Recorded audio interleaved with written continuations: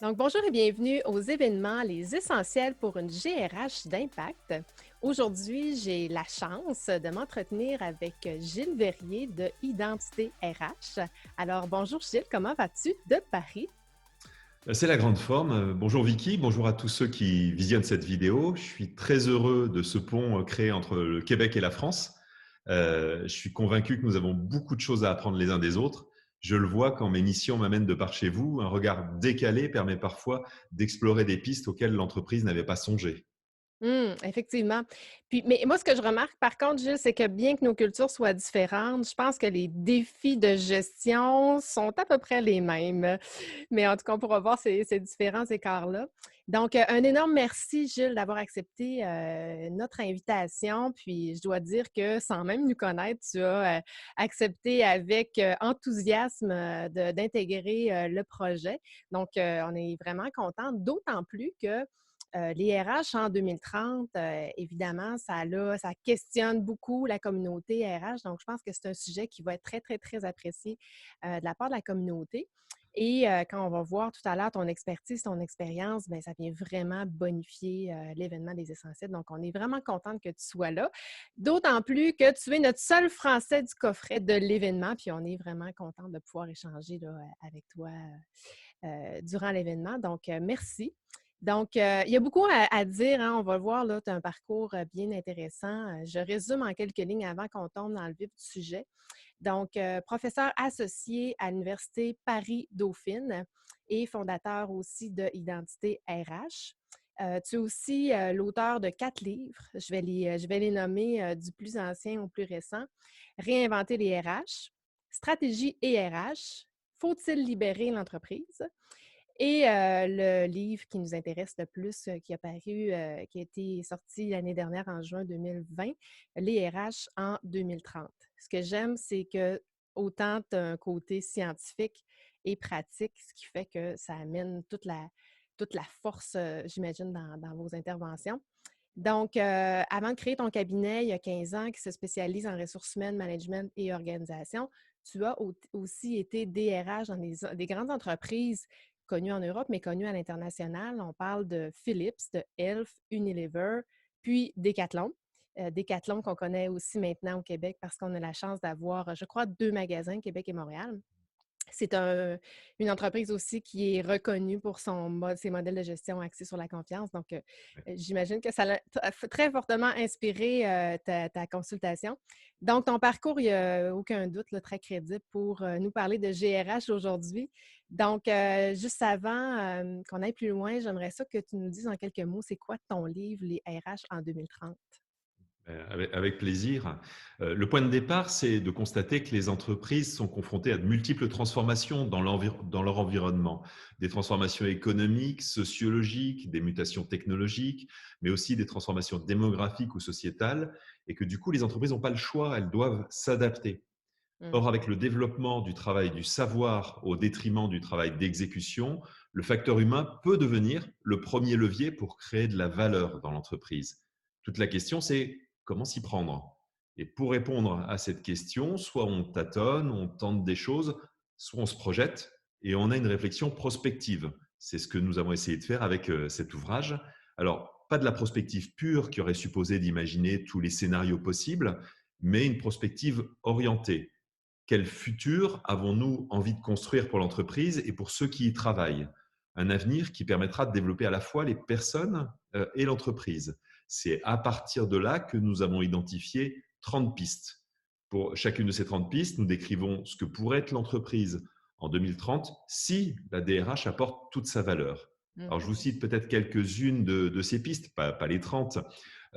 C'est redéfinir la finalité de l'entreprise et sa culture, c'est renforcer la contribution du facteur humain à la stratégie business, c'est faire vivre un nouveau modèle relationnel basé sur l'autonomie, la responsabilité et la confiance, se centrer sur l'expérience collaborateur, construire une organisation agile et débureaucratisée, utiliser l'intelligence artificielle au service de l'humain, anticiper les compétences requises, maximiser l'employabilité et développer le talent de tous, développer l'épanouissement au travail au service de l'efficacité, transformer avec les collaborateurs, mettre en place ce que nous appelons des managers ressources, rationaliser les activités RH standardisables, maximiser l'impact des technologies sur les processus RH et capitaliser sur les data, développer l'innovation RH et l'expérimentation. Alors, pour chacune de ces 30 pistes, nous décrivons la logique à l'œuvre, nous donnons des exemples de réalisation d'entreprise et nous terminons sur une fiche pratique qui décrit de manière très concrète ce que peut être une première réalisation, un premier pas concret pour commencer à construire la route vers 2030. Je prends juste un exemple sur la piste que j'ai citée du nouveau modèle relationnel basé sur l'autonomie, la responsabilité et la confiance. La fiche pratique porte sur la démarche opérationnelle pour expérimenter ce modèle sur une équipe, avec les actions à mener, les écueils à éviter et puis les étapes qui suivent. Hey, ça fait beaucoup de choses, à voir, pour, 2030. C'est dans pas long, là, c'est dans 9 ans, 9-10 ans. Mhm. Donc, mais il y a quelque chose que tu as dit qui a attiré mon attention, c'est, redéfinir l'avenir de nos entreprises et la place que la direction des ressources humaines, mais j'imagine notamment avec les gestionnaires, les dirigeants, va prendre. Donc, ce que je comprends, c'est que c'est pas quelque chose qui va nous arriver de façon passive, c'est qu'on doit être actif dans la transformation de notre entreprise. Donc, c'est pas, puis j'entends les gens dire, ben, comment à quoi ça va ressembler en 2030, mais c'est comme comment on va transformer nos organisations. Donc, Exactement. je pense que le actif versus passif est bien important là, dans ce que je retiens là, à la lumière de ce que des 30 pistes que tu nous présentes. Je trouve ça intéressant. Est-ce que c'est un livre aussi, parce que dans les gens qui nous écoutent, il y a particulièrement des gens professionnels RH, mais des gestionnaires aussi. Est-ce que les gestionnaires peuvent être intéressés aussi par ce livre-là? Alors, j'espère bien, il a aussi été écrit pour ça, parce que je vais partager un secret, hein. Ce que vivent les personnes dans l'entreprise, c'est bien sûr influencé par les grandes orientations décidées par les dirigeants, mais c'est d'abord impacté par la façon dont les opérationnels, les gestionnaires, ceux qui sont en contact permanent avec les salariés, font leur métier au quotidien. Et or, ces opérationnels, ces professionnels RH, ils sont sollicités de toutes parts. C'est la course permanente. Ils passent leur temps à gérer le quotidien et à éteindre les incendies. Pour eux, c'est difficile de prendre du recul. Et c'est pour ça que cet ouvrage, il a pour objectif de les aider à ça. Moi, j'ai envie de dire, si après la lecture de cet ouvrage, certains se disent, j'y vois plus clair ce que je peux faire sur tel ou tel sujet pour préparer l'avenir de mon entreprise, ce sera gagné. Vous voyez, je prends juste un exemple.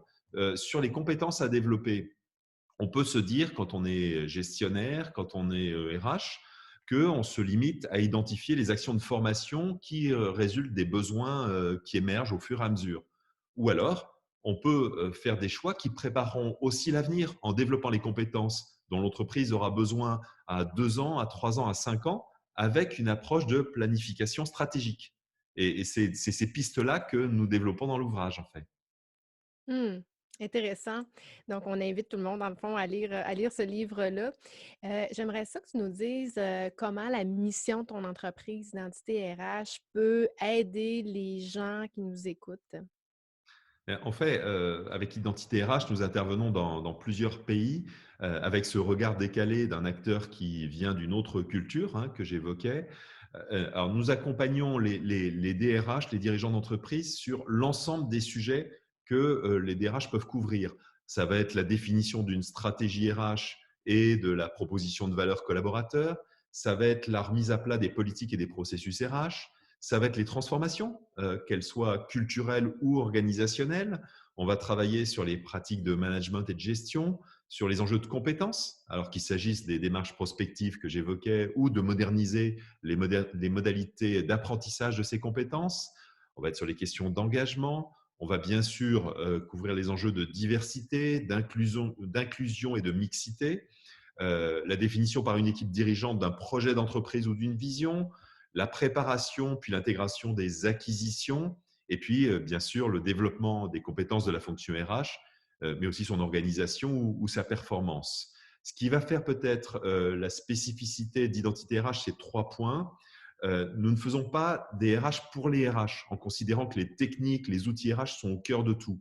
Nous faisons systématiquement le lien entre les activités opérationnelles, le business et les RH. Ça, c'est le premier point. Deuxième point, nous avons systématiquement une approche sur mesure. Pas question de faire du copier-coller en considérant que sur un enjeu donné, il y a une réponse standard à plaquer sur les réalités de l'entreprise. Et puis, troisième point, nous travaillons à construire des réponses innovantes parce que ce dont il s'agit, à notre sens, c'est bien de construire l'entreprise de demain. Et qu'en RH, on a encore beaucoup de choses à inventer. C'est ce qui fait le côté passionnant de ce métier aussi. Mmh. Absolument. Puis là, tu témoignes, Gilles, que les défis, peu importe du côté de l'océan qu'on est, sont à peu près les mêmes là, avec autant chez vous que chez nous. D'ailleurs, aussi, bon, on va voir les différents liens pour te rejoindre, mais pour rejoindre l'organisation aussi. Vous partagez beaucoup de contenu, des vidéos, des capsules, ce que vous appelez la lettre mensuelle. Vous avez un podcast aussi, donc tu me partageais qu'il y a beaucoup de contenu gratuit là, que vous donnez. Donc, on mettra les liens là, pour que les gens puissent y accéder. On parle beaucoup du livre. Bon, tu nous as un peu résumé. On va en reparler la semaine prochaine là, à travers le coffret. Mais d'ici là, j'aimerais ça que tu nous partages si tu avais une piste, toi, la piste sur laquelle travailler et sur laquelle on peut intervenir maintenant. Ça serait laquelle? Alors, je dirais qu'à mon sens, la première piste, elle répond à une question que toutes les entreprises se posent. Quel employeur devons-nous être pour servir le développement de l'entreprise, sa stratégie? Parce que de nombreuses entreprises en sont encore à aborder les enjeux RH en dehors de l'économique, soit en voulant être sur du mieux-disant social, soit au pire en considérant le social comme un coût qui vient amputer l'économique.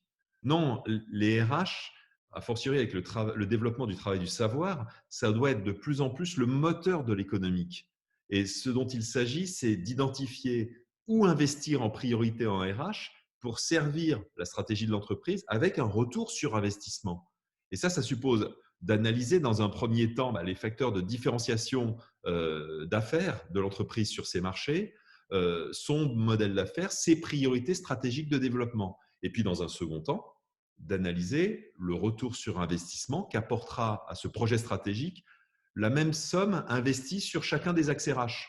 Si je mets tel montant sur le développement des compétences, sur la qualité des pratiques de management, sur les conditions de travail, sur la rétribution, sur les opportunités d'évolution, qu'est-ce que j'ai comme retour sur investissement au niveau de mon business? Et c'est ça qui me permet derrière de choisir sur quel axe RH je vais investir pour que ça rapporte au business.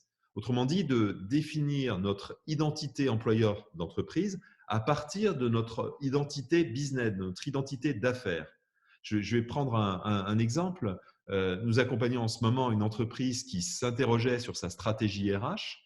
Et c'est après avoir identifié que cette entreprise, elle fait la différence avec ses concurrents en termes d'affaires sur son expertise et la qualité de ses prestations, pas sur le prix, pas sur d'autres critères, qu'il était possible de construire l'identité employeur à cibler qui était centrée sur le développement des compétences. Et donc de considérer que cet axe devait être la priorité numéro un de la stratégie RH, quitte à désinvestir d'autres axes RH parce que ça allait développer l'entreprise. Cette cible, c'est ce qu'on peut appeler l'identité employeur. C'est aussi la proposition de valeur collaborateur, la promesse RH, le contrat social de l'entreprise, peu importe le terme. Ce que je souligne juste, c'est que je ne parle pas là de communication, hein, je ne parle pas de marque employeur. Ça, c'est un peu l'emballage. Encore faut-il avoir choisi avant ce qu'on met dans l'emballage. Je parle bien de ce que le collaborateur va vivre au quotidien comme différenciant parce que l'entreprise mènera des actions et investira dans ce domaine. Pour moi, c'est vraiment la première piste, celle qui a peut-être le plus d'impact sur ce qu'on peut transformer en RH. Mmh. Qu'est-ce que, à ton avis, on pourrait faire maintenant, aujourd'hui, dès maintenant, pour pouvoir penser au futur puis s'en aller vers 2030?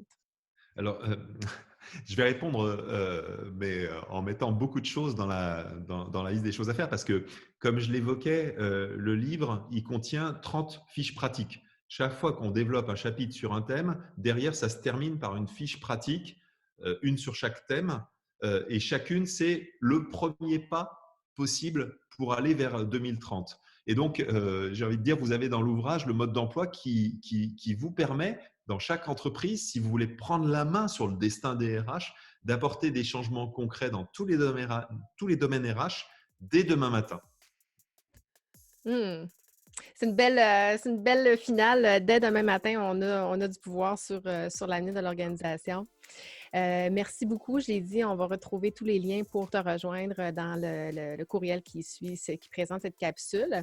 D'ici là, j'inviterai les gens qui ont envie de partager avec toi, avec moi, sur notre plateforme LinkedIn ou ailleurs, par rapport à la stratégie, en fait, la piste que tu nous as partagée, qu'est-ce que ça l'a fait résonner aux gens, ou encore par rapport aux 30 pistes ben, le résumé des 30 pistes là, que tu as résumé, lesquelles ont le plus interpellé les gens.